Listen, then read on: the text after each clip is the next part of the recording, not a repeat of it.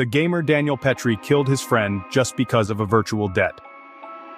Very rarely do we come across stories of children committing serious crimes, and even rarer when it involves the crime of murder. Murder is a heinous act to such an extent that even the motives driving adult murderers remain a mystery. Delving into what drives a child to commit murder is even more challenging. It could be petty disputes over toys, jealousy over possessions, but sometimes it's also a strong impulse, a curiosity about what it feels like to kill.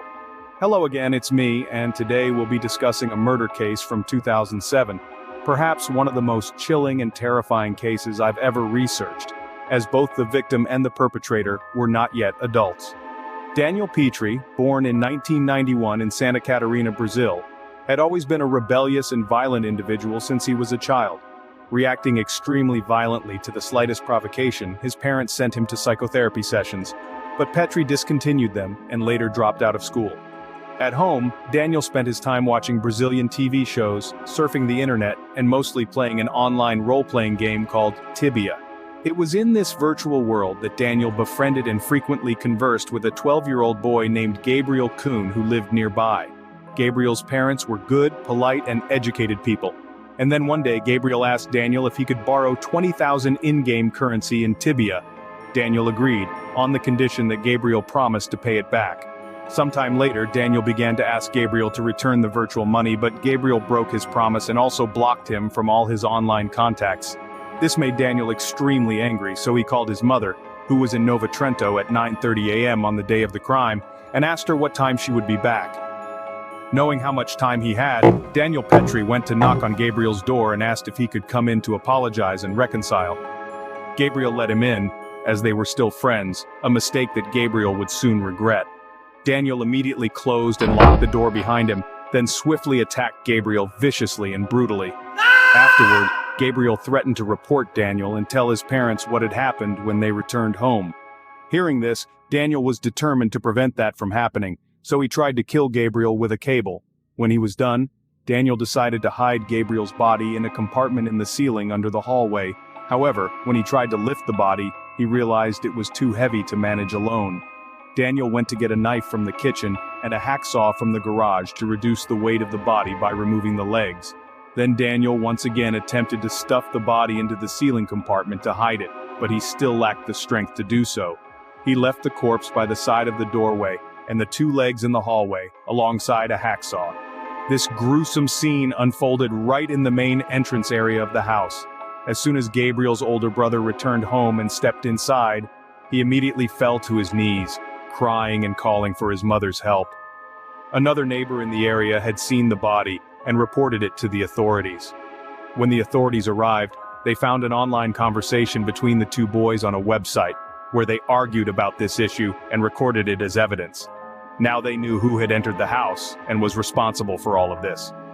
Daniel Petrie was arrested immediately after confessing to all his criminal acts, without hesitation or remorse. The police were astonished at the level of detail in Daniel's narrative. He recounted every action and feeling he had towards Gabriel that afternoon. He only showed anger and screamed while trying to refute claims about his homosexual tendencies, but medical examiners concluded that Gabriel had been sexually assaulted multiple times, and while Daniel was carrying out the act of sawing off his legs, Gabriel was still alive, before he died due to blood loss. Daniel Petrie had to enter a juvenile rehabilitation center and was sentenced in September to only 3 years of social education punishment. When arrested, Henry vowed to seek revenge. When asked by the judge if he had any last words of remorse or apology for his actions towards Gabriel's family, did he have anything to say? Daniel said Gabriel was a coward and a thief. It's burning in hell right now where I sent it, and when I die I will find it in hell and complete my revenge. The judge sentenced Daniel Petrie to 3 years in prison in September 2007. Yes, you heard it right, and I'm sure I found the correct information. 3 years in prison for such a brutal murder, truly unfair. If you delve deeper, you can find other cases in Brazil that are equally illogical and unjust, all because of the legal system in Brazil. Do you remember the virtual currency of 20,000 in-game coins that Gabriel owed Daniel? I wondered if that amount was really significant enough to provoke Daniel to such extremes. And let's guess how much those 20,000 coins would be worth if converted into real money. Those 20,000 in-game coins were worth about $1.75 USD at the time. After this incident, many Tibia players worldwide reacted strongly. with some quitting the game altogether, unwilling to be associated with potential criminals just for playing a game resembling a murderer. Daniel Petrie himself claimed that the game itself drove him insane. The Tibia game system also took actions to honor Gabriel. After serving 3 years in prison and being released, there is no documented information about Daniel's whereabouts. I tried to search more about Daniel online in hopes of finding additional information about him, but I couldn't find much. Since the case happened in Brazil, and it occurred quite a while ago, it's challenging to retrieve information. All I have now are 2 photos purportedly of Daniel from a Spanish-speaking blogger, and some unverified details like his current marital status with wife and children. I used to play Tibia, and there were many players from Brazil who took the game very seriously, treating it almost like real life. I remember back in 2003, when I was around 14 years old, I was threatened by a teenager who had lost his game account and blamed me for it. It's truly regrettable to witness such violent behavior occurring just because of virtual items.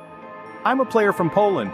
This game used to be extremely popular in my area, especially during my middle school years. It's a highly competitive game and players take it very seriously. What's important is that the penalties for dying in the game are severe as well. Imagine an entire neighborhood full of kids playing this game. I wouldn't be surprised if conflicts in the game spilled over into real-life grudges. Those are the insights shared by Reddit users about the game Tibia, the game where the conflict between Daniel and Gabriel began. Playing games isn't inherently bad. Moreover, some games teach us skills like logical reasoning and reflexes, but games also have their downsides. Notably, when the allure of the game is too strong, it can lead to addiction, resulting in excessive and uncontrolled gaming. However, nothing is entirely good or bad, right? Anything in excess is not good. I think the most important thing is to strive for balance between passion, hobbies, and other aspects of our lives. This is also something I hope young people can understand and develop themselves towards a better direction. And this is Creep Factor. Thank you for taking the time to watch the entire video. And if you like this video, please click like, share, and subscribe to the channel for more interesting contents.